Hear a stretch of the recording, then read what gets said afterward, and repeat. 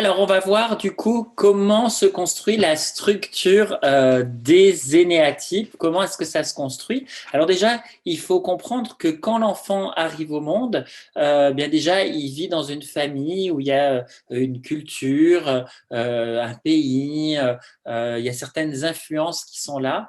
Et en fait, qu'est-ce que l'enfant va vivre? L'enfant va vivre une expérience qui va être une blessure et donc, dans cette blessure, c'est là où son ego, entre guillemets, il va perdre le contact avec son essence, c'est-à-dire son essence spirituelle, là où il y a vraiment toutes les qualités, je dirais, de l'être, mais il va perdre contact avec son essence et il va construire une armure, une personnalité, donc persona, ça veut dire masque hein, en latin, pour pouvoir répondre à l'environnement.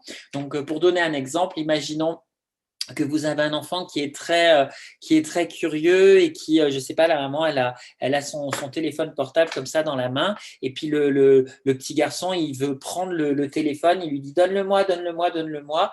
Si la famille, par exemple, si la mère dit ah bah dis donc tu es persévérant, du coup sa qualité de persévérance est connotée positive, ou alors elle peut lui dire ah mais qu'est-ce que tu es têtu, et là, du coup, être persévérant, c'est connoté négatif, ça veut dire être têtu. Ou si l'enfant est très affectueux, il va aller voir la maman, il va lui dire maman, je veux un câlin, etc.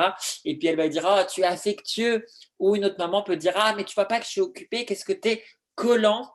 Donc, compte tenu d'une expérience que l'enfant va vivre, il va du coup, à ce moment-là, se dire plus jamais je veux revivre ce type de blessure, plus jamais ça. Et donc, il va construire ce qu'on appelle l'ego, c'est-à-dire une armure, un faux moi, une protection de qu'est-ce qu'il devrait développer dans ses qualités et qu'est-ce qu'il devrait éviter de faire. Alors, pour rappel, là, on avait donc effectivement les trois centres, hein, donc centre instinctif, centre émotionnel, centre mental. Pour rappel, le centre instinctif, ici, c'est survivre, agir, la question existentielle. Dans le centre émotionnel, la question existentielle, c'est qui suis-je, puisque c'est une question d'identité.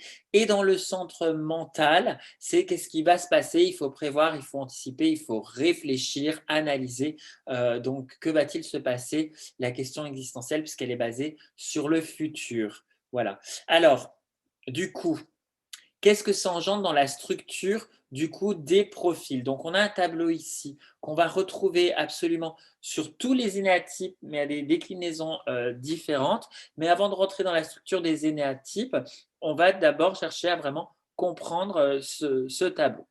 Donc, chaque profil